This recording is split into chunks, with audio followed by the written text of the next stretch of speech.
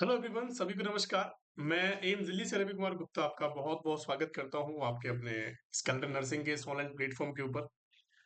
आप सभी को नमस्कार, गुड मॉर्निंग सभी को। आज की क्लास के अंदर हम कुछ ओबीसी के की पॉइंट्स के बारे में बात करेंगे जो कि आपके लिए बहुत बेनिफिशियल होंगे। मैंने पूरी ओबीसी के लगभग 400 से 500 की पॉइंट्स बनाए हैं जिनके अंदर वन लाइन क्वेश्चन से लेके practical based questions, conceptual based questions जो हैं वो इन्वॉल्व किए हैं। तो उन सब चीज़ों के बारे में हम डील करेंगे। आपको यहाँ से 80% ओबीजी तक का जो कवरेज है, 80% जो ओबीजी है वो आपको कवर हो जाएगी। जितनी भी डेफिनेशंस हैं, जितने भी की पॉइंट्स हैं, जितनी भी स्पम्स की साइज है, वेट है, सब कुछ इनके अंदर इंक्लूड मैंने कर दिया है। प्रेगनेंसी रिलेटेड एम्ब्रियोटिक फ्लूइड क्या है, उन सब के बारे में जितने भी की पॉइंट्स बनते हैं, जहां जहां से क्वेश्चंस बन सकते हैं एग्जाम के रिगार्डिंग, वो सारे की पॉइंट्स मैंने यहाँ पे आपको दे दिए हैं। इनको समझना और लिखना है, इनको समझना है और लिखना है। लिखने से क्या होगा कि लिखने से आपको क्या मिलेगा कि इसको जब भी आप कभी उठाओगे, पढ़ोगे, तो आपको बेनिफिट बेनिफिट ये होगा कि कम समय के अंदर ज़्यादा कंटेंट आपको क्या मिल सकता है, कवर अप मिल सकता है। ज़्यादा से ज़्यादा कंटेंट को आप रिवीजन कर सकते हो। 80% जो क्राइटेरिया है वो बहुत मायने रखता है किसी भी एग्जाम के लिए। आगे बात समझ में, किसी भी एग्जाम के पहले आप अगर इसको पढ़ के जाओगे तो आपकी ये मानो कि ओबीसी कंप्लीट हो जाएगी। मैंने ऐसे ही फंडामेंटल के बनाए हैं, पीडियाट्रिक नर्सिंग के बनाए हैं, न्यूट्रिशन के बनाए हैं, एमएसएन के भी काम चल रहा है।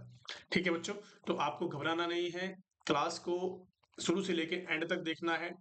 20 से 30 मिनट की क्लासेस हम रोज के रोज रखेंगे। 30 से 40 मिनट की क्लासेस रोज के रोज रखेंगे ताकि जो 5-7 क्लासों के अंदर ये सारे के सारे कंप्लीट हो जाए।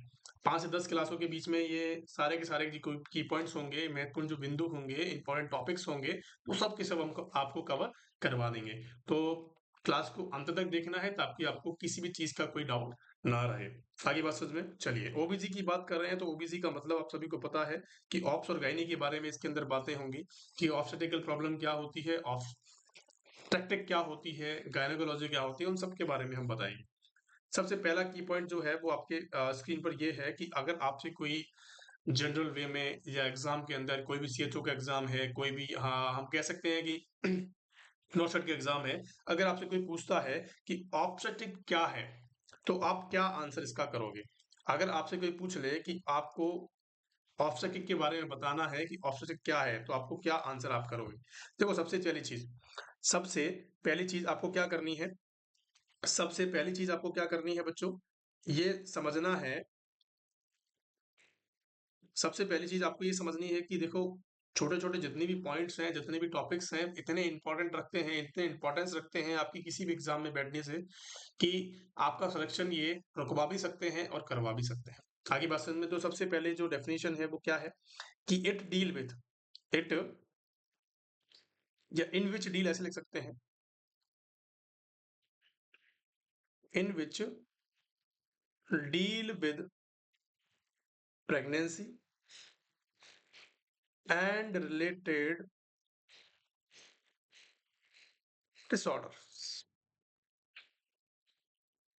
आगे बात समझ में कि आपको क्या करना है कि ऑब्जेक्ट जब भी वर्ड आता है तो उसके अंदर क्या कंडीशन आपको देखने को मिलती है कि आपको ये बताना है कि जितनी भी प्रेगनेंसी होंगी, उससे रिलेटेड जितने भी डिसऑर्डर्स होंगे, चाहे हाइपरटेंशन हो, चाहे डायबिटिक मेलाइटिस हो या डायबिटीज कंडीशन हो, उनके अंदर जितनी भी कंडीशंस होंगी, प्रेगनेंसी से रिलेटेड जितने भी डिसऑर्डर्स होंगे, वो इसके अंदर डील किए जाएंगे।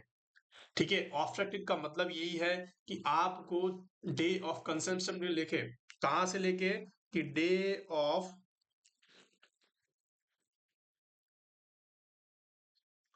डे ऑफ कंसेप्शन से लेके कहां तक, डे ऑफ कंसेप्शन से लेके कहां तक बच्चों, 6 वीक ऑफ आफ्टर प्रेगनेंसी, या फिर हम कह सकते हैं आफ्टर डिलीवरी।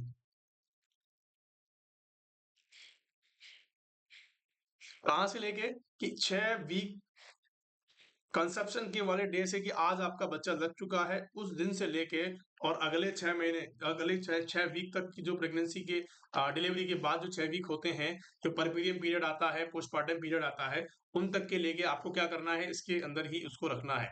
अगर आपसे कोई क्वेश्चन पूछता है, अगर कोई एग्जामिनर आपसे क्वेश्चन पूछता है कि ऑब्स्टेट्रिक जो पीरियड होता है वो कहाँ से कहाँ तक का होता है, तो आपको बेधड़क इसका जवाब दे देना है कि सर डे ऑफ कंसेप्शन से लेके 6 वीक्स आफ्टर डिलीवरी तक का होता है।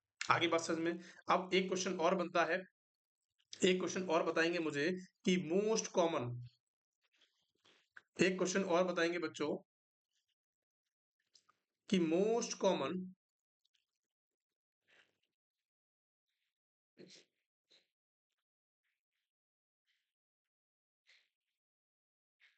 ऑब्स्टेट्रिकल प्रॉब्लम क्या होती है, कि मोस्ट कॉमन जो ऑब्स्टेट्रिकल प्रॉब्लम है वो क्या है, बताएंगे फटाफट से। देखो, बहुत ही इजी क्वेश्चन है कि अगर आपसे कोई क्वेश्चन करता है कि मोस्ट कॉमन ऑब्स्टेट्रिकल प्रॉब्लम क्या है, तो आपको बेधड़क जवाब देना है कि क्या होती है सर, कि अबॉर्शन होता है। वेरी वेरी इंपॉर्टेंट क्वेश्चन है ये। क्या है बच्चों? Very very most important question है। इसको आपको क्या करना है, समझना है। आगे बात समझ में, मैंने आपको क्या बताया है यहाँ पे बच्चों, मैंने आपको क्या बताया है यहाँ पे, कि आपको ये समझना है कि ऑब्स्ट्रक्टिव क्या है, कि डे ऑफ कंसेप्शन से लेके 6 weeks of after delivery, delivery तक का समय जो होता है वो ऑब्स्ट्रक्टिव के अंदर होता है। प्रेगनेंसी और प्रेगनेंसी से जितनी भी रिलेटेड बातें होती हैं, डिसऑर्डर्स होती हैं, या प्रेगनेंसी के बारे में हम जितनी भी बातें करते हैं वो ऑब्स्ट्रक्टिकल के अंदर करते हैं। उसका मोस्ट कॉमन जो हम कह सकते हैं कि प्रॉब्लम क्या होती है, तो आपको बताना है अबॉर्शन होता है। आगे बात समझ में। अब मैं अबॉर्शन की बातें यहाँ पे कर लेता हूँ कि अबॉर्शन क्या होता है। देखो, अबॉर्शन की डेफिनेशन के बारे में अगर पूछा जाता है, बहुत बार एग्जाम के अंदर क्वेश्चन पूछा जाता है, लेकिन बहुत बार बच्चे गलती करके आते हैं। बहुत बार बच्चे क्या गलती करते हैं, मैं आपको बताता हूँ। कि देखो, आपको सभी को पता होगा कि अबॉर्शन की डेफिनेशन क्या है। अगर मैं अबॉर्शन की डेफिनेशन की बात करूं, तो बच्चे क्या करते हैं कि अगर कोई 24 वीक से, अगर कोई लेस देन 24 वीक से पहले, और या फिर लेस देन 24 वीक से पहले, और या फिर हम कह सकते हैं कि 24 वीक से, या फिर हम कह सकते हैं कि 500 ग्राम, लेस देन 500 ग्राम का अगर बच्चा डेड होता है, या बच्चा मर जाता है पेट के, माँ के पेट के अंदर ही, तो उसको अबॉर्शन कहा जाता है। ये जो डेफिनेशन है, ये डेफिनेशन सही है, लेकिन ये पुरानी है। ये डेफिनेशन सही है, लेकिन ये पुरानी है। अभी की जो लेटेस्ट डेफिनेशन है, इसको सेकंड नंबर पे हमेशा रखना है। फर्स्ट नंबर की जो डेफिनेशन है बच्चों, वो कौन सी है, कि अगर आपका बच्चा, अगर किसी लेडी का बच्चा 20 वीक से कम का है, और उसका 500 ग्राम वजन है, और उसका कितना ग्राम वजन है बच्चों, 500 ग्राम से कम वजन है, तो उस कंडीशन को हम क्या कहते हैं, ये दोनों क्राइटेरिया फुलफिल होते हैं। अगर उसका या तो 500 ग्राम का वजन कम हो, या 20 वीक से कम हो, या उसका बच्चा जो है वो 20 वीक से कम हो, उसको कहते हैं हम अबॉर्शन। उसको क्या कहते हैं बच्चों, अबॉर्शन हम उसको कहेंगे। क्या कहेंगे बच्चों, अबॉर्शन कहेंगे। जो प्रोडक्ट ऑफ कंसेप्शन होता है, जैसे सपोज दैट किसी लेडी को क्या लगा, बच्चा लग गया, बच्चा, उसको प्रेगनेंसी कंसीव कर ली उसने, अब उसका 20 वीक आते आते उसका बच्चा किसी भी कारणवश क्या हो गया, डेड हो गया है, माँ के पेट के अंदर ही वो मर चुका है, और उसका वजन जो है वो 500 ग्राम से कम है, तो उसको हम क्या कंसीडर करेंगे, अबॉर्शन की कंडीशन में कंसीडर करेंगे। आगे मेरी बात समझ में, देखो, अबॉर्शन एक इंपॉर्टेंट टॉपिक है। आपको समझना है कि अबॉर्शन क्या है, और कितनी इसके टाइप्स होते हैं, मोस्ट कॉमन अबॉर्शन कौन सा होता है। इसको जानने के लिए आपको पूरा लेक्चर देखना पड़ेगा। पूरा लेक्चर जो कि हमारे यूट्यूब चैनल पे पड़ा हुआ है, आप वहां जाके देखें। वहां पे जाके आप प्लेलिस्ट में जाएंगे, ओबीसी की प्लेलिस्ट पे क्लिक करेंगे, वहां पे आपको अबॉर्शन पे एक टाइटल मिलेगा। अबॉर्शन की पूरी क्लासेस हैं, कुछ 30 से 40 मिनट का टॉपिक है, बहुत ज्यादा बड़ा नहीं है, मैंने कंसाइज करके आपको लिखाया है। जितने भी चीजें लिखाई हैं वो सारी की सारी इंपॉर्टेंट है। आप जाके प्लीज जाके देखें, ताकि आपका अबॉर्शन वाला टॉपिक एकदम क्लियर हो जाए। आगे बात समझ में, चलिए। दूसरा दूसरा की पॉइंट्स क्या है, स्टिल बर्थ। स्टिल बर्थ क्या है बच्चों, स्टिल बर्थ एक वो चीज है, एक वो चीज है, क्या है बच्चों, स्टिल बर्थ का मतलब क्या है, देखो, स्टिल बर्थ का मतलब है कि द प्रोडक्ट ऑफ कंसेप्शन क्या है, the product of conception, the product of conception don't show, ऐसे लिखेंगे, don't show any advance, sorry any evidence, the product of conception, या फिर हम फीटस का कह सकते हैं, कि डोंट शो एनी एविडेंस, क्या करता है, कि don't show any evidence of life, कि लाइफ का कोई भी क्या क्या नहीं करता है, वो एविडेंस शो नहीं करता है आफ्टर 24 वीक्स, आफ्टर 24 वीक्स। और वेट क्या होगा, और इसका वेट मोर देन क्या हो जाएगा, वेट मोर देन 500 ग्राम, तो उसको हम क्या कहेंगे, स्टिल बर्थ कहेंगे। आई बहुत समझ में। इसको सिंपल भाषा के अंदर मैं आपको बताता हूँ। जैसे मैंने आपको स्टिल बर्थ के बारे में बताया, स्टिल बर्थ के बारे में क्या बताया, कि 20 वीक से कम का बच्चा है, या 500 ग्राम उसका वजन है, कम, उसका 500 ग्राम से कम वजन है, तो उस कंडीशन को हम क्या कहेंगे बच्चों, अबॉर्शन कहेंगे। यही कंडीशन को आप ऊपर देखो, यही कंडीशन को आप ऊपर देखो, यही कंडीशन को आप ऊपर देखो, ये जो पुरानी डेफिनेशन के हिसाब से 24 वीक्स आएगा और नई डेफिनेशन के हिसाब से 20 वीक्स आएगा। अगर आपका बच्चा, अगर कोई लेडी है, अगर उसका बच्चा क्या है, अगर उसका बच्चा है, या तो उसका वजन क्या है, फर्स्ट वाली डेफिनेशन क्या कहती है, फर्स्ट वाली डेफिनेशन कहती है या तो उसका वजन जो है वो 500 ग्राम से ज्यादा होना चाहिए, और या फिर वो 20 वीक्स प्रेग्नेंट जो 20 वीक्स का बच्चा होना चाहिए, मतलब मोर देन 20 वीक्स, यहाँ पे हम कह सकते हैं 24 वीक्स, 26 वीक्स, 27 वीक्स, या मरा हुआ बच्चा पैदा होना स्टिल बर्थ ही कहलाता है। मरा हुआ बच्चा पैदा होना, जैसे बहुत आपने देखा होगा कि उसको तो आपने सुना होगा कि उसको तो जो बेबी हुआ था वो तो मरा हुआ था ऑलरेडी, तो उसका मतलब क्या है, वो स्टिल बर्थ है। उसको क्या कहते हैं, स्टिल बर्थ। क्या कहते हैं बच्चों, स्टिल बर्थ। बहुत इंपॉर्टेंट है, ध्यान रखना इस चीज का। आपको दोनों चीजें मैंने एक साथ कवर करवा दी हैं। अगर कोई बच्चा 500 ग्राम से कम का है या 500 और 20 वीक से कम का है तो उसको अबॉर्शन कहेंगे, और उससे अगर दोनों क्राइटेरिया को ऊपर कर रहा है तो उस कंडीशन को हम क्या कहेंगे बच्चों, स्टिल बर्थ कहेंगे, पहले डेफिनेशन।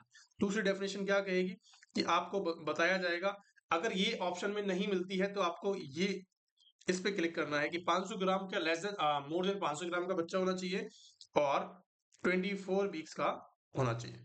ठीक है, ये दोनों डेफिनेशंस इंपॉर्टेंट है। ये पुरानी वाली डेफिनेशन है, ये वाली पुरानी है, और ये वाली नई है। ठीक है, ये वाली न्यू हिसाब से है, अपडेटेड हिसाब से है। अगर आपको क्वेश्चन दोनों में पूछा जाए तो आपको क्या करना है, नई वाली पे ही करना है, अपडेट वाली पे करना है, 20 वीक्स पे। आगे बात समझ में, कभी भी आपका गलत नहीं होगा। आगे बात समझ में, यहाँ तक कि किसी को कोई डाउट, यहाँ तक कि क्लास के अंदर किसी को कोई डाउट हो तो प्लीज कमेंट कर देंगे। बहुत बढ़िया। चलिए, अब हम बात करते हैं गायनोकोलॉजी। हमने ऑब्स्टेट्रिक के बारे में पढ़ा कि ऑब्स्टेट्रिक क्या है, उसके बारे में हमने देखा कि मोस्ट कॉमन प्रॉब्लम क्या है, अबॉर्शन होती है, अबॉर्शन के बारे में पढ़ा। ठीक है, स्टिल बर्थ के बारे में पढ़ा। अभी हम क्या पढ़ रहे हैं बच्चों, गायनोकोलॉजी के बारे में पढ़ेंगे कि गायनोकोलॉजी क्या है। देखो, गायनोकोलॉजी की अगर सिंपल बात करूं, दो चीजें मैंने आपको बताई हैं, ऑब्स्टेट्रिक होती है, गायनोकोलॉजी होती है। अब जब ऑब्स्टेट्रिकल के अंदर हमने प्रेगनेंसी से रिलेटेड बातें करी हैं, उससे रिलेटेड डिसऑर्डर्स के बारे में बातें करी हैं, तो हम यहाँ पे क्या करेंगे, विदाउट प्रेगनेंसी के बारे में बात करेंगे, मतलब एक फीमेल रिप्रोडक्टिव सिस्टम के बारे में हम यहाँ पे बात करेंगे। तो इसका मतलब क्या है, तो इन विच डील या it deal with the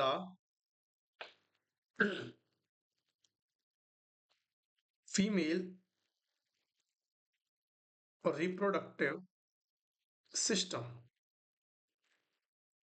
end related disorders. क्या मेरी बात समझ में आई?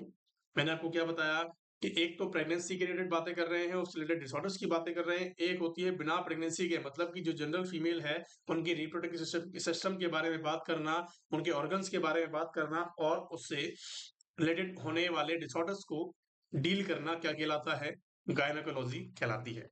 अब यहाँ पे क्वेश्चन पूछा जाता है कि मोस्ट कॉमन, जैसे आपने पढ़ा पढ़ा था कि most common obstetrical problem abortion थी, लेकिन मोस्ट कॉमन गायनोकोलॉजिकल प्रॉब्लम कौन सी होती है बच्चों, मोस्ट कॉमन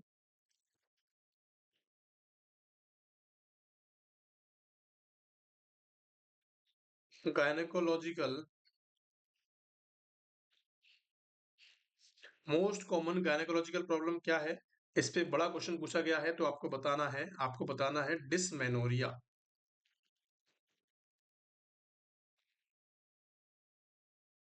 क्या है बच्चों, डिसमेनोरिया। आगे बात समझ में, डिसमेनोरिया का मतलब क्या होता है, डिसमेनोरिया का मतलब भी आपको जानना चाहिए। क्या होता है, पेनफुल मेंस्ट्रुएशन। इसका मतलब क्या है पेनफुल मेंस्ट्रुएशन का, कि जब भी पीरियड्स आते हैं तो आपने देखा होगा अक्सर जो जितनी भी मतलब मैं कह सकता हूँ 99% फीमेल्स को क्या होता है, पेन होता है। जब भी उनके पीरियड्स आते हैं, मेंस्ट्रुअल साइकिल आती है, तो उनको पेन होता है। आगे बात समझ में, डिस्मेनोरिया का मतलब क्या होता है, पेनफुल मेंस्ट्रुएशन का। आगे बात समझ में, चलिए। और दूसरी बात करते हैं एंड्रोलॉजी। एंड्रोलॉजी क्या है, एंड्रोलॉजी के बारे में आप सभी को पता होगा, आप सभी को पता होगा, क्योंकि एंड्रोलॉजी का मतलब क्या होता है, मैन, MAN, मैन। मैन मतलब आदमी, मैन मतलब आदमी। तो ए फॉर एंड्रोलॉजी होती है, क्या होती है, ए फॉर एंड्रोलॉजी होती है। इस प्रकार से आप इसको समझ सकते हो। एंड्रोलॉजी का मतलब होता है कि आपने स्टडी करना किसके, लॉजी का मतलब होता है स्टडी, गायनोकोलॉजी। जैसे ही लॉजी की बात करिए तो हमने क्या बताया है कि फीमेल रिप्रोडक्टिव सिस्टम के बारे में स्टडी करना, ठीक है, डील करना। ऐसे ही एंड्रोलॉजी का मतलब क्या है कि study of male reproductive system, reproductive. एक बात आपको पता होगी, पता है क्या, कि मेल रिप्रोडक्टिव जो सिस्टम होता है उसके बारे में हम कम बात करते हैं, जबकि फीमेल के बारे में ज्यादा करते हैं। क्यों करते हैं? क्योंकि मेल के अंदर ऑर्गन्स की कमी होती है, मेल के अंदर, इसके अंदर हम बात करेंगे तो ज्यादा ले दे के दो चार ऑर्गन्स ही होते हैं, बाकी फीमेल्स के अंदर बहुत सारी क्रियाएं होती हैं, या फिर हम कह सकते हैं कि उनके अंदर सबसे ज्यादा ऑर्गन्स होते हैं, बहुत ज्यादा ऑर्गन्स होते हैं। इसीलिए हम किसके बारे में ज्यादा बात करते हैं, फीमेल्स के बारे में बात करते हैं, कि फीमेल का रिप्रोडक्टिव सिस्टम ऐसा है, आउटर ऐसा आता है, इनर ऐसा होता है, कौन कौन से पार्ट होते हैं, ठीक है, कैसे कंसेप्शन होता है, कैसे मेस्ट्रुअल साइकिल आती है। लेकिन मेल्स में तो ये सारी चीजें नहीं होती ना, तो इसीलिए हम मेल्स के बारे में कम बातें करेंगे, ठीक है। चलिए, आपको इसका मतलब समझा कि उससे रिलेटेड डिसऑर्डर्स के बारे में, study of the male reproductive system and related disorders.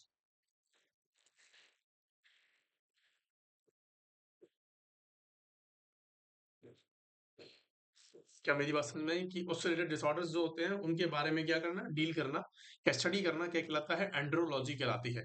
क्या कहलाती है? एंड्रोलॉजी कहलाती है। आगे बात समझ में चलिए, और देखते हैं।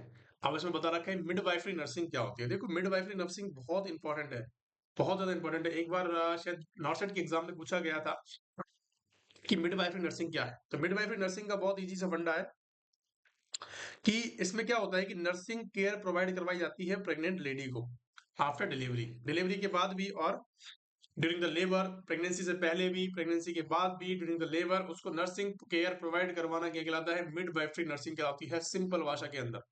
आगे बात समझ में, अब इसकी डेफिनेशन के बारे में मैं आपको बताता हूं। Providing nursing care to pregnant lady, कि आपको क्या करवाना है, सिर्फ और सिर्फ नर्सिंग केयर प्रोवाइड करवानी है। किसको? एक प्रेग्नेंट लेडी को, प्रेग्नेंट लेडी को। और या फिर हम कह सकते हैं ड्यूरिंग लेबर भी जो आप करवाते हो, ड्यूरिंग लेबर भी जो आप करवाते हो, उसकी हेल्प करते हो लेबर के दौरान, पुश करने में, ठीक है, उसको सपोर्ट करते हो मेंटली इमोशनली, उसको ये क्या कहते हैं, मिडवाइफरी नर्सिंग कहते हैं। और आफ्टर डिलीवरी, जब तक वो हॉस्पिटल में है, आफ्टर डिलीवरी उसको क्या कहेंगे, मिडवाइफरी नर्सिंग कहेंगे। क्या कहेंगे? मिडवाइफरी नर्सिंग कहेंगे। बहुत ही कॉमन है, बहुत ही इंपॉर्टेंट है, आपको समझना है सिर्फ। आपको यहाँ पे सिर्फ और सिर्फ समझना है कि सर क्या कह रहे हैं, कि providing the nursing care to the pregnant lady and during the labour after delivery क्या कहलाता है, मिडवाइफरी नर्सिंग कहलाती है। आई बात समझ में? चलिए, अब हम बात करते हैं टाइप्स ऑफ पेल्विस की। टाइप्स ऑफ पेल्विस की अगर मैं आपसे बातें करूं, टाइप्स ऑफ पेल्विस की अगर मैं आपसे बातें करूं, तो टाइप्स ऑफ पेल्विस की बात करें तो एक मेल पेल्विस होता है, एक फीमेल पेल्विस होता है, उनके बारे में बात करते हैं।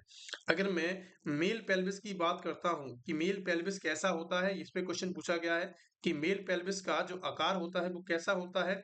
तो मैंने आपको बताया कि जैसे ही हम एंड्रोलॉजी की बातें करते हैं, मेन की बातें करते हैं, MAN, तो मिडिल में क्या आता है, एंड्रोलॉजी, ए फॉर एंड्रोलॉजी, और ए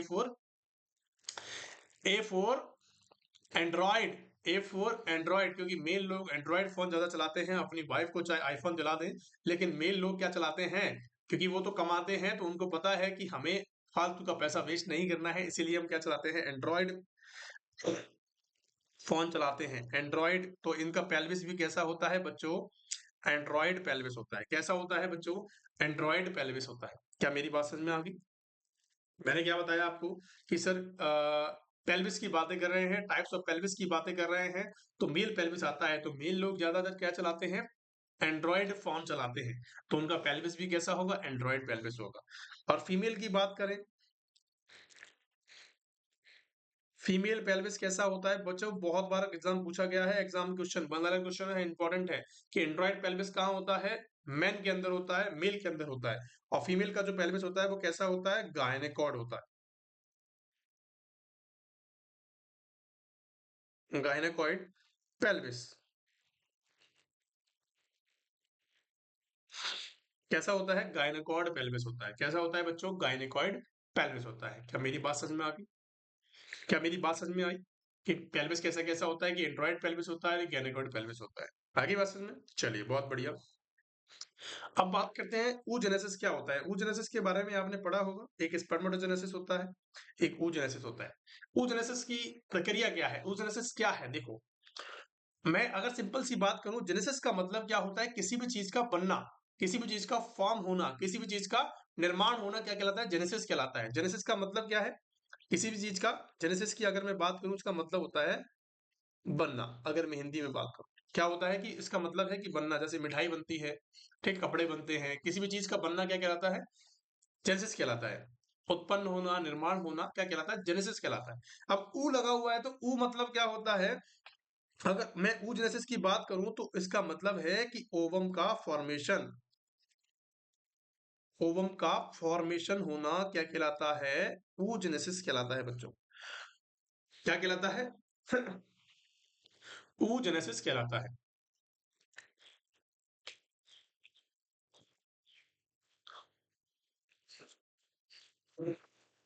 आई बात समझ में कि मैंने आपको क्या बताया कि सर जो हम कहते हैं कि स्पर्म का बनना क्या कहलाता है? स्पर्मेटोजेनेसिस कहलाता है। oogenesis क्या कहलाता है? कि सर ओवम का बनना क्या कहलाता है? oogenesis कहलाता है। तो स्पर्मेटोजेनेसिस कैसे कहेंगे? कि स्पर्म फॉर्मेशन को कहेंगे। मैंने ये सारी चीजें डिटेल में पढ़ा रखी हैं। अगर आपको देखनी है तो ओबीजी के कंटेंट में आप जाके देख सकते हो। प्लेलिस्ट में पूरा ओबीजी का कंटेंट पड़ा हुआ है, तो वहां जाके आप देख सकते हो। ठीक है, स्पर्म के बारे में बात कर लेते हैं कि स्पर्म क्या है। ठीक है, स्पर्म के बारे में बात करते हैं। बहुत सारे यहाँ से छोटे छोटे क्वेश्चंस बनते हैं, मैं आपको बताता हूँ। सबसे पहली चीज तो स्पर्म की साइज के ऊपर क्वेश्चन बनता है। सबसे पहली चीज तो स्पर्म की साइज के ऊपर क्वेश्चन बनता है कि स्पर्म की साइज क्या होगी।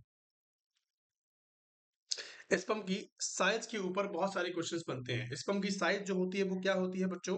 50 माइक्रोन की होती है। कैसी होती है? 50 माइक्रोन्स की होती है। वो बाद में बताऊंगा कि कौन सी स्मॉल सेल होती है, कौन सी लार्जर सेल होती है। पहले आप स्पर्म के बारे में समझे। स्पर्म की साइज क्या होती है? 50 माइक्रोन की होती है।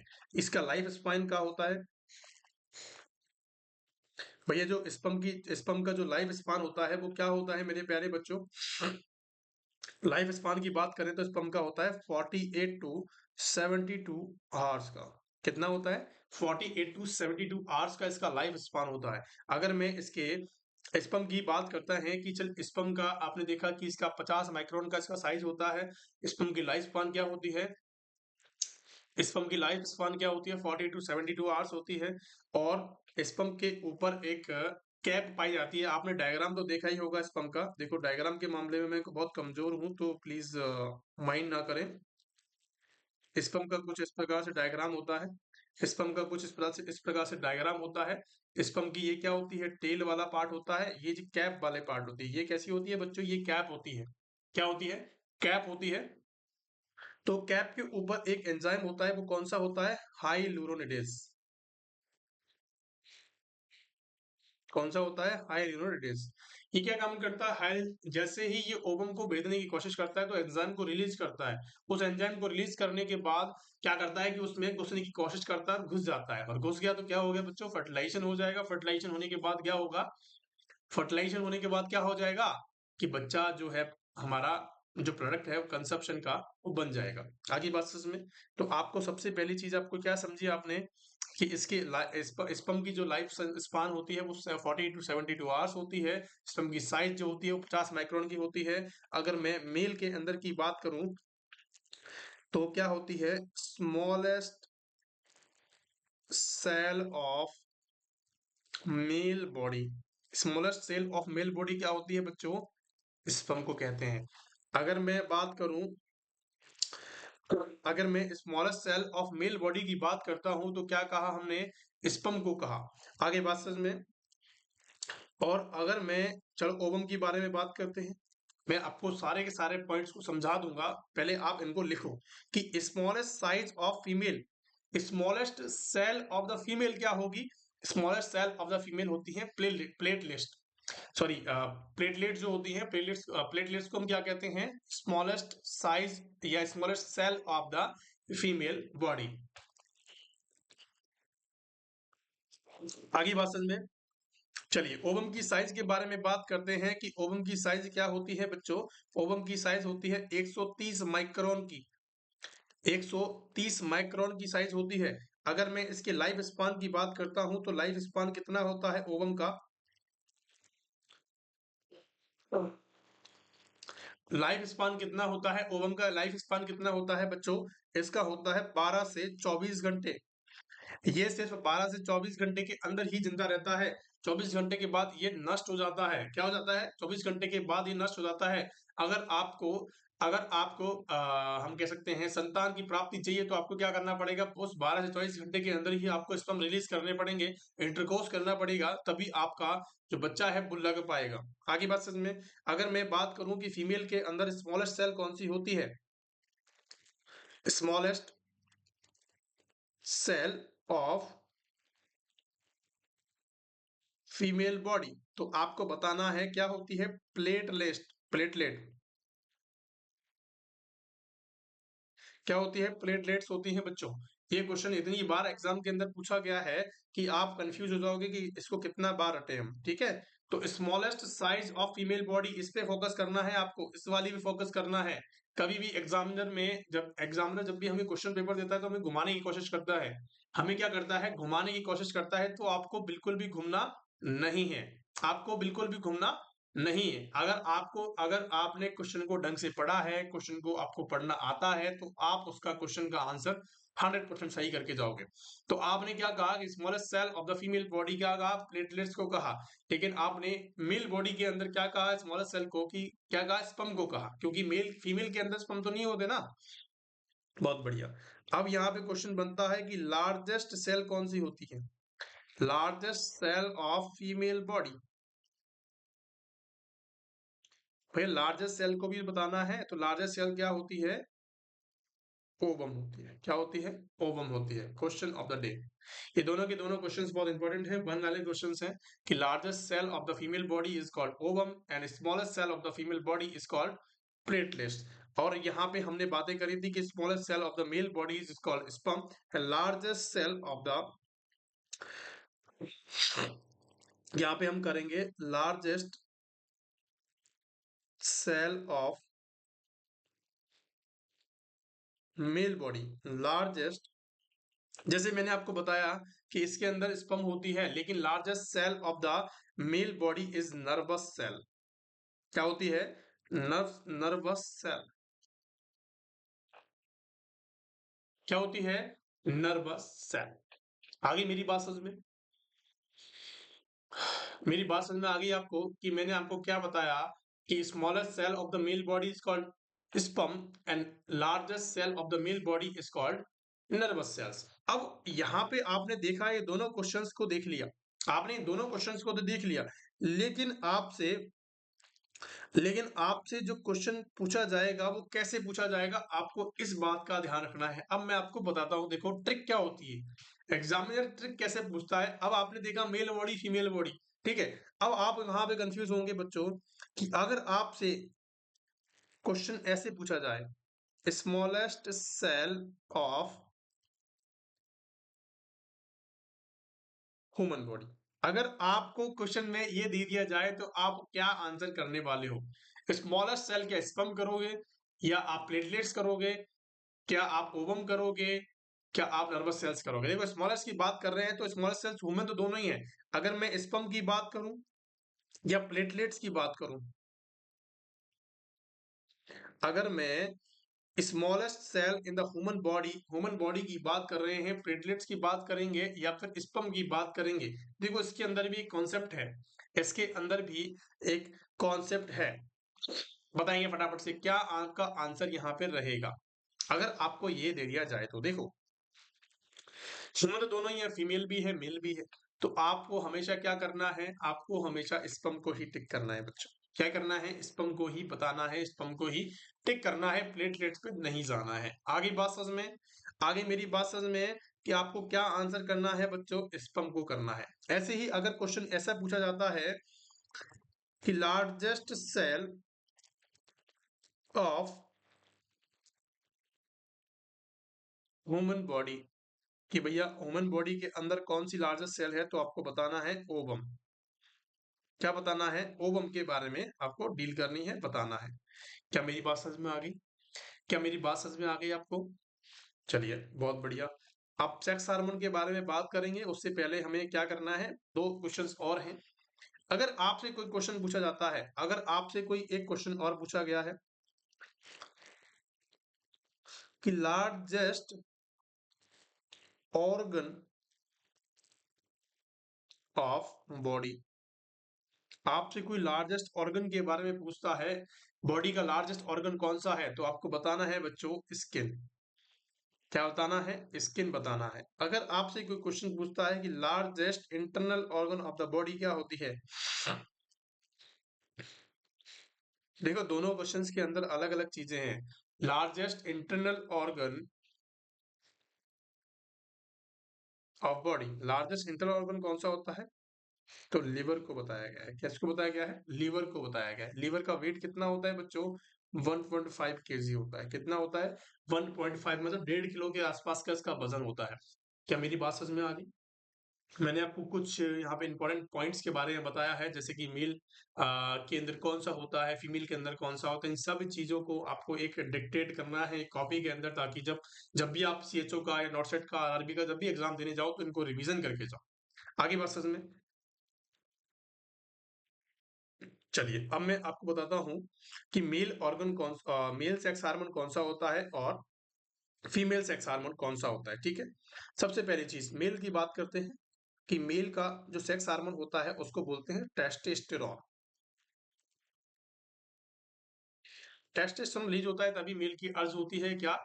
सेक्स करने की। आगे बात समझ में? फीमेल्स के अंदर क्या होता है? फीमेल की बात करते हैं तो फीमेल के अंदर होता है ईस्ट्रोजन।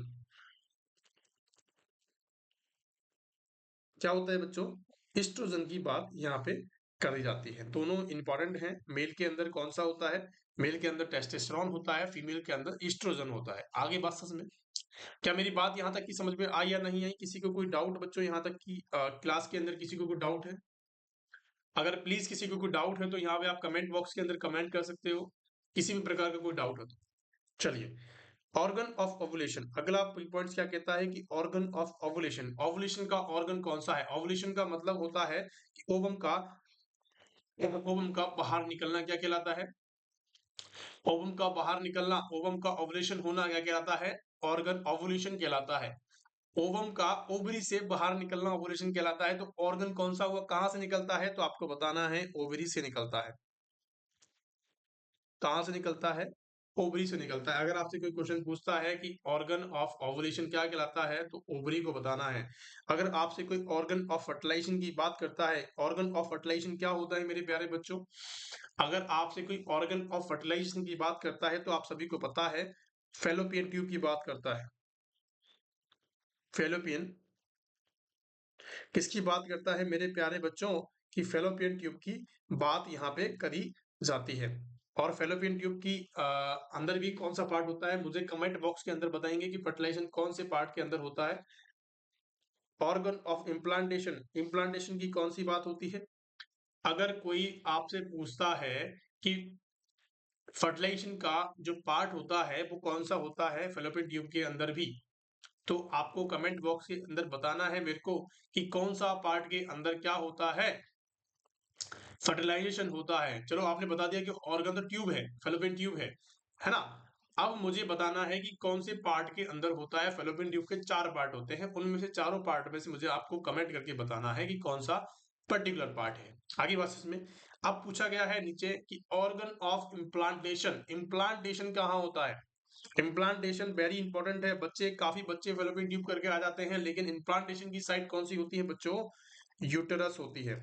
यूटेरस के अंदर क्या देखने को मिलता है आपको?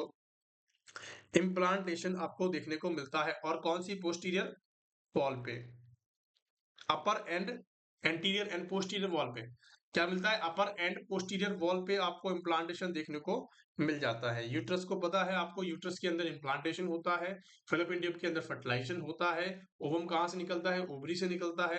तो इन सारी चीजों को आपको आना चाहिए, याद रखना चाहिए, बेसिक चीज है। अगर ये सारी चीजें आपकी छूटती हैं तो आप बहुत एग्जाम के पीछे रह जाओगे। आप काफी बच्चों से पीछे रह जाओगे, क्योंकि ये इजी चीजें हैं। अगर इजी चीजों को आप छोड़ोगे तो वो जो कमजोर बच्चा है उससे भी आप पीछे हो जाओगे। आई बात समझ में? चलिए, वजाइना, वजाइना के बारे में बात करते हैं कि वजाइना क्या है। वजाइना का डायग्राम मैंने आपको बता रखा है, आप वहां जाके देखेंगे तो इजी आपको देखने को मिलेगा। बाकी हम वजाइना के बारे में यहाँ पे डील करेंगे कि वजाइना क्या है। सिंपल सी बात करूं कि वजाइना के ऊपर, लेंथ के ऊपर बातें करिए। ये एक कैसा पार्ट है? फीमेल रिप्रोडक्टिव सिस्टम का पार्ट है। क्या है? कि part of female reproductive system. ठीक है, कैसा पार्ट है?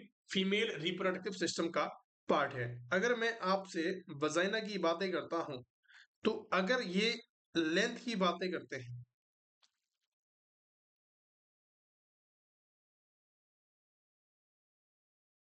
अगर मैं आपसे लेंथ की बातें करता हूं, तो लेंथ क्या होती है कि एंटीरियर होती है और पोस्टीरियर होती है। दो तरह की लेंथ होती है, एंटीरियर और पोस्टीरियर।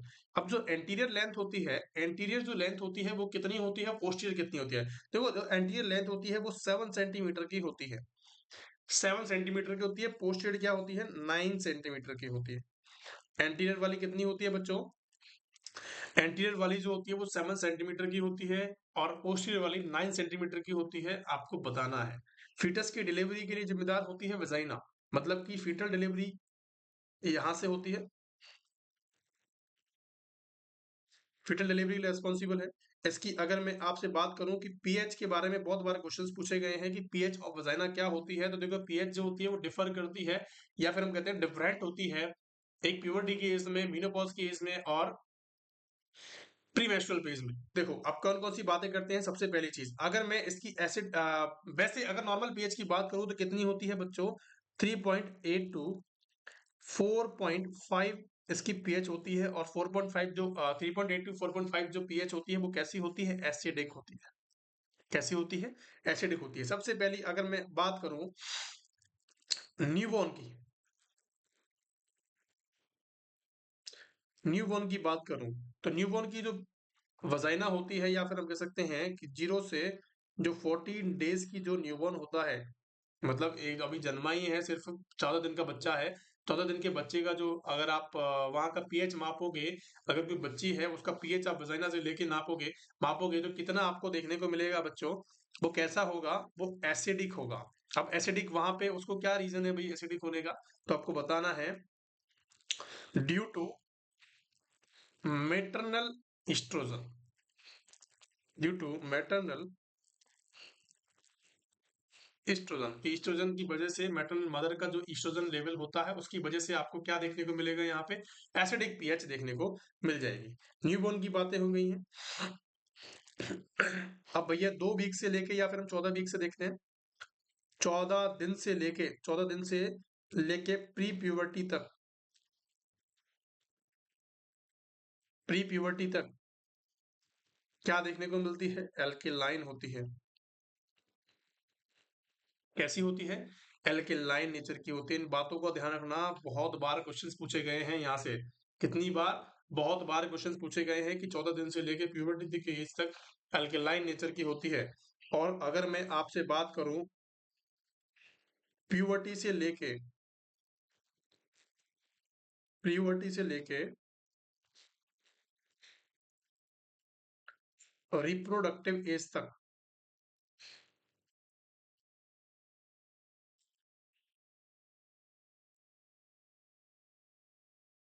रिप्रोडक्टिव एज तक कैसी होती है? तो आपको बताना है एसिडिक इन नेचर की होती है। कैसी होती है? एसिडिक इन नेचर की होती है। अब क्वेश्चन बनता है कि मीनोपोज के अंदर कैसी होती है? अगर मैं इम्यूनोपोज की बातें करता हूं, तो मीनोपोज के अंदर कैसी होती है भैया? एल्केलाइन हो जाती है। कैसी हो जाती है?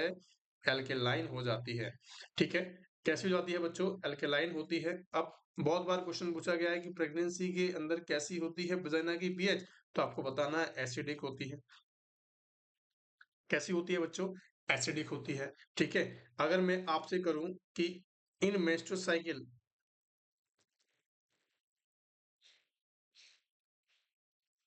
भाई जब भी मेंस्ट्रुअल साइकिल आती है तो कैसी पीएच होती है, वो भी एसिडिक होती है। ये जितने भी पॉइंट्स मैंने लिखाए हैं ये वेरी वेरी वेरी इंपॉर्टेंट है, इनको समझना और लिखना।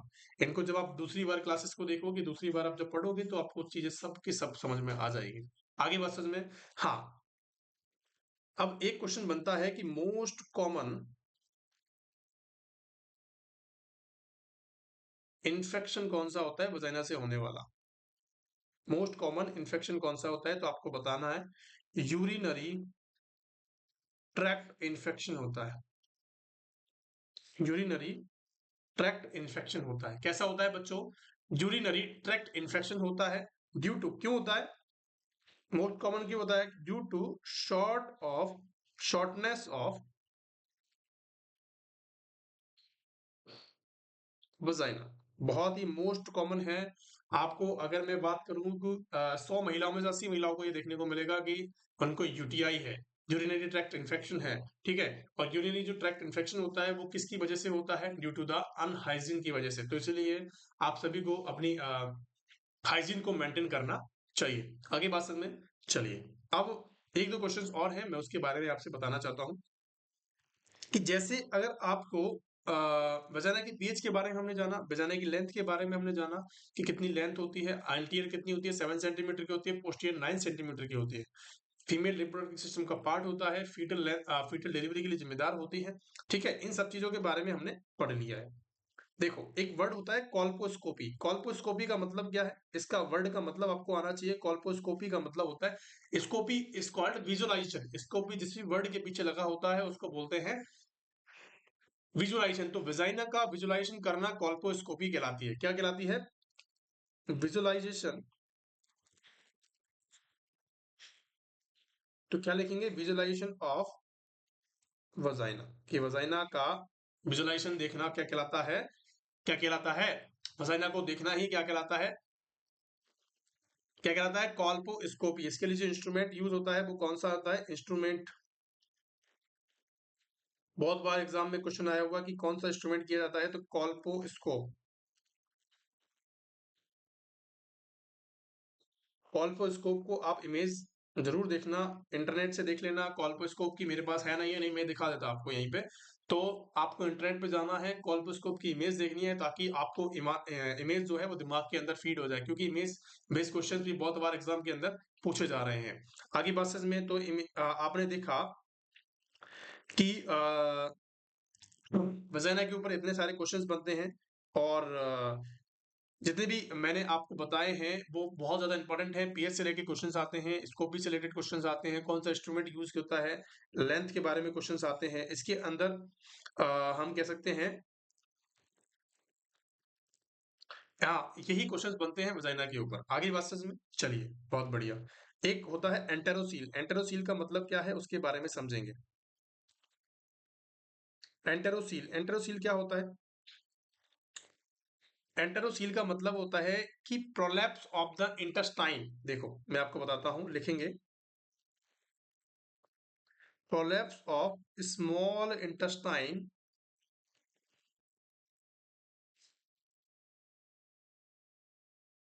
फ्रॉम या थ्रू द वजाइना। अगर हम बात करें prolapse of small intestine and, ऐसे लिखेंगे, peri peritoneum membrane, and peritoneal membrane कहां से, and product of top of upper vaginal canal. समझे आप, मैंने आपको सिंपल लैंग्वेज में बता रहा हूं कि किसी भी चीज का लटक जाना, किसी भी चीज का लटक जाना किसी के ऊपर, समझे। कि आपने सुना होगा कि यूट्रस प्रोलैप्स हो गया, डिलीवरी के टाइम पे यूट्रस ही बाहर आ गया, यूट्रस प्रोलैप्स होकर लटक गया। यूट्रस प्रोलैप्स का मतलब होता है लटक जाना। ठीक है, तो स्मॉल इंटेस्टाइन या पेरिटोनियम का जो पार्ट है वो अगर वजाइना के ऊपर प्रोलैप्स होता है, वजाइना के ऊपर प्रोलैप्स होता है तो उसको बोलते हैं एंटेरोसील। वजाइना के ऊपर लटकता है तो उसको बोलते हैं एंटेरोसील। अब जैसे ही रेक्टोसील होता है, रेक्टोसील का मतलब क्या है, कि स्मॉल इंटेस्टाइन का जो पार्ट होता है, स्मॉल इंटेस्टाइन का जो पार्ट होता है वो रेक्टम के ऊपर क्या लटक जाना क्या कहलाता है?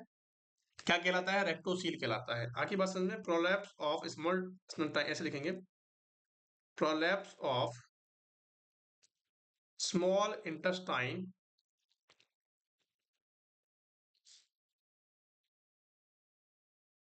Through the rectal route. ठीक है, इसका मतलब क्या है कि रेक्टल रूट पे अगर प्रोलैप्स होता है तो उसको कहते हैं बच्चों रेक्टोसील। एंटेरोसील किसे कहेंगे कि भैया वजाइना के थ्रू वो कंटेंट जो है वो बाहर आ रहा है, या फिर हम कह सकते हैं लटक रहा है, तो उसको कहते हैं एंटेरोसील। रेक्टोसील भी मैंने आपको बताया, एंटेरोसील भी मैंने आपको बताया, दोनों के दोनों इंपॉर्टेंट है। एक होता है recto vaginal fistula. Recto vaginal fistula का मतलब होता है, रेक्टो का मतलब रेक्टम, वेजाइनल का मतलब वेजाइना। तो फिस्टुला का मतलब होता है अबनॉर्मल कलेक्शन, कनेक्शन, कलेक्शन नहीं कनेक्शन, कि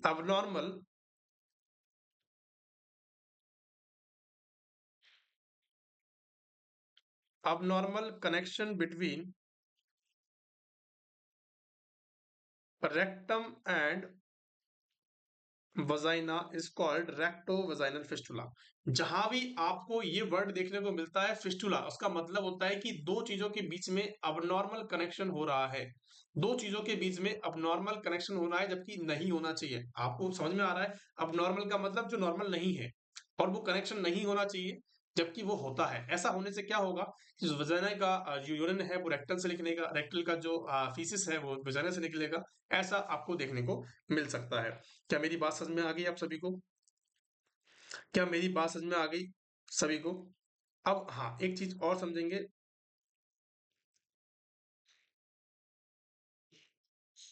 वसाइको वजाइनल फिस्टुला क्या होता है? देखो, वसाइको वजाइनल फिस्टुला क्या होता है? फिस्टुला का मतलब मैंने आपको बताया क्या होता है, कि अबनॉर्मल कनेक्शन। तो अबनॉर्मल कनेक्शन कहाँ हो गया है? अबनॉर्मल कनेक्शन बिटवीन द, कहाँ कहाँ पे? Urinary bladder, urinary bladder and vagina. कि भैया यूरिनरी, वसाई को किसको बोला है हमने? वसाई को किसको बोला है मेरे प्यारे बच्चों? वसाई को हमने किसको बोला है? हमारे यूरिनरी ब्लैडर को बोला है। ठीक है, क्या बोला है हमने? वसाई को बोला है कि अबनॉर्मल कनेक्शन बिटवीन द वसाई को, या फिर हम कह सकते हैं urinary bladder and vagina is called the vesico vaginal fistula. आगे बात समझ में, चलिए। एक होता है वजाइनल एबेसरेशन। वजाइनल एबेसरेशन का मतलब क्या है? कि एब्सिशन का मतलब होता है कि स्मॉल इंटेस्टाइन का जो पार्ट है वो आपको देखने को मिलता है कहाँ पे? स्मॉल इंटेस्टाइन का पार्ट आपको कहाँ देखने को मिलता है? वजाइना में देखने को मिलता है, जब आप क्या करते हो? वजाइनल हिस्टेक्टोमी करते हो। आप समझाता हूं मैं आपको, देखो लिखेंगे यहाँ पे, पहले लिख लेंगे फिर मैं आपको समझाता हूँ कि एबिसरेशन, एबिसरेशन का मतलब बाहर निकल जाना, किसी के साथ आ जाना। ठीक है,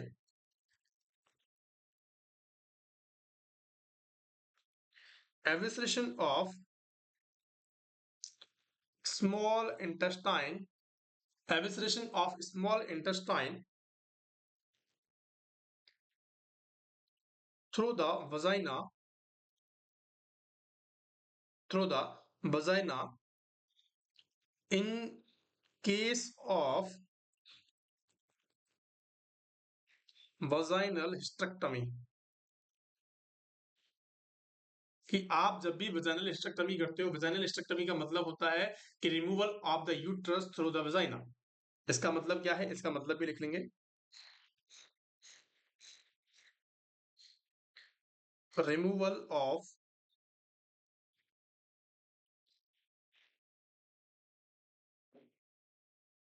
यूट्रस वाया वजाइना।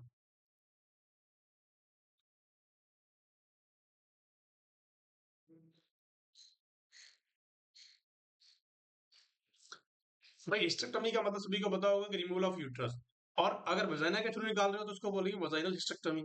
आगे बात समझ में, मेरी बात समझ में आई या नहीं आई? बहुत बढ़िया। जब भी आप हिस्टेक्टमी करते हो तो उसके साथ साथ आपको क्या देखने को मिलता है? स्मॉल इंटेस्टाइन का पार्ट भी देखने को मिलता है, उसको कहते हैं एबिसरेशन, वजाइनल एबिसरेशन कहते हैं। क्या कहते हैं मेरे प्यारे बच्चों? एबिसरेशन कहते हैं। यहाँ तक की बातें क्लियर हो गई है सभी बच्चों को? अगर किसी बच्चे को कोई भी डाउट है तो प्लीज कमेंट बॉक्स के अंदर कमेंट करेगा, ताकि हम उसके डाउट को क्लियर कर पाए।